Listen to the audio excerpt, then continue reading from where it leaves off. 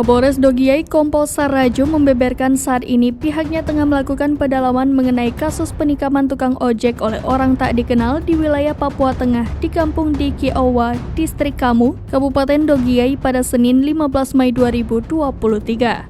Tak hanya itu, kata Sarajo, pihaknya juga akan melakukan olah tempat kejadian perkara. Sarajo telah mengintensifkan upaya pengejaran dan menyelidiki motif di balik kejadian ini. Ia juga menghimbau kepada masyarakat agar tetap tenang dan tidak menyebarkan informasi yang dapat mengganggu kenyamanan masyarakat lainnya. Sebelumnya diberitakan Polres Dogiay saat ini tengah menangani kasus penganiayaan berat yang terjadi di Kampung Diki Owa, Distrik Kamu, Kabupaten Dogiay pada Senin 15 Mei 2023 siang. Aksi yang dilakukan orang tak dikenal itu menimpa seorang tukang ojek berinisial LK.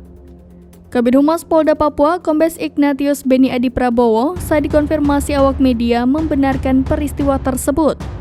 Beni menjelaskan menurut keterangan saksi JM yang saat itu berada di lokasi kejadian sekitar pukul 13.50 waktu Indonesia Tengah. Beni mengatakan setelah saksi JM mengetahui hal tersebut, ia kemudian dengan cepat membawa korban menuju puskesmas Moenemani untuk dilakukan penanganan medis.